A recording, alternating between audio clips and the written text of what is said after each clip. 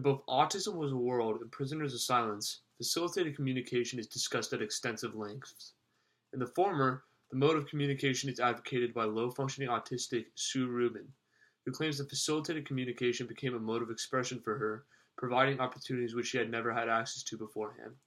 Superlatives are heaped upon the mode of communication. The documentary going so far as claimed that it in large part transformed Sue Rubin's life, so much so that though she had been considered to have the mental age of a 2.5-year-old growing up, she later was miraculously able to attend college due to facilitated communication. One would think after viewing Autism in the World, facilitated communication is possibly the greatest advance in the history of autism research. It seemingly provides a view into the formerly incomprehensible autistic person's emotions and mind state. The promising qualities of facilitated communication immediately took the autism community by storm. Parents, schools, and even courtrooms in some cases were utilizing facilitated communication assisting autistic people. Many issues arose, however, due to facilitated communication's sudden popularity. These are addressed in the latter documentary, Prisoners of Silence. Rather than documenting one specific case of facilitated communication, the documentary muses on the supposed mode of expression as a whole, and documents multiple autistic individuals in doing so. Its stance is much more skeptical regarding the supposed wonders of facilitated communication, though. The documentary pays significant attention to the opinions of multiple autistic specialists, many of whom believe that facilitated communication is a pseudo-technique. Whereas in Autism Is a World, Sue Rubin's life is documented and used as evidence to the validity of facilitated communication, Prisoners of Silence focuses much more attention on the technique of facilitated communication itself, and in doing so, documents a variety of autistic individuals who use it. In this sense, it takes a much more objective view of facilitated communication, while Autism Is a World, does so to a much lesser degree in appealing to the pathos of its audience.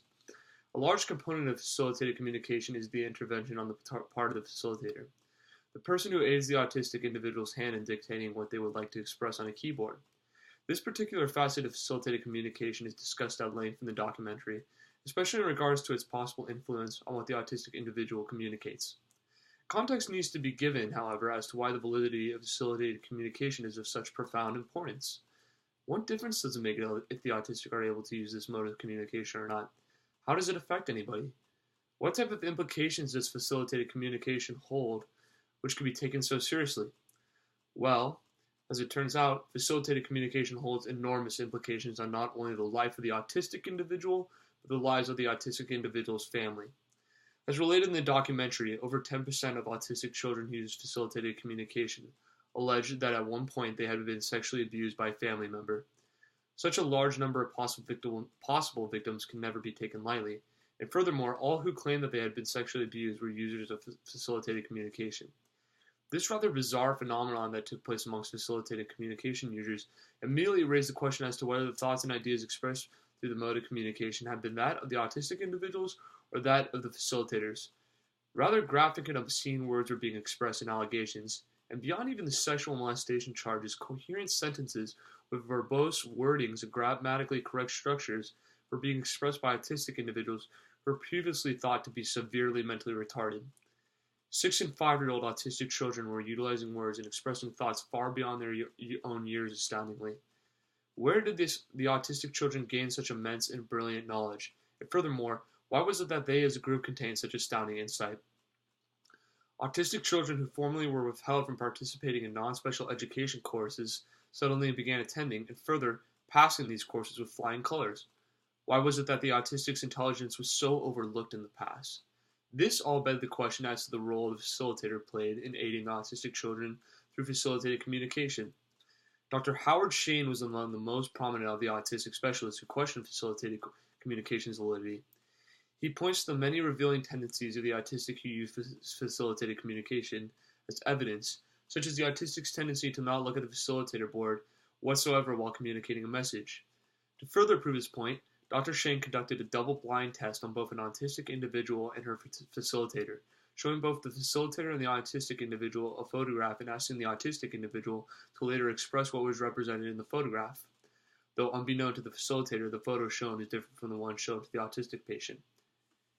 In every test conducted, astoundingly, not one correct answer was provided regarding the identification of the photograph. The autistic individual always expressed via facilitated communication with the facilitator had been shown and not what she had been shown, thus providing an immense amount of irrefutable evidence as to the ineffectiveness of facilitated communication. This test, among many others demonstrating the ineffectiveness, though critical and discrediting facilitated communication as an accepted method, had evidently not hindered its use. Maybe the promises of the product proved too substantial in convincing facilitated communication supporters of the absence of their results. Sue Rubin, though unintentionally, is testament to this.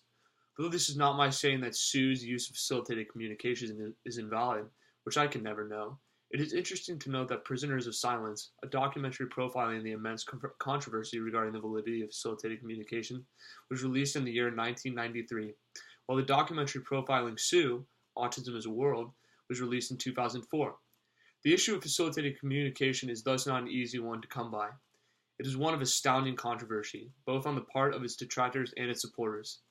Though I by no means am an expert on the topic, nor fervent in my opinion, I personally believe that facilitated communication is a false form of communication and should not be further implemented amongst the autistic community. Many would take large issue with this belief, many of whom have lived with autistic individuals for years or even decades.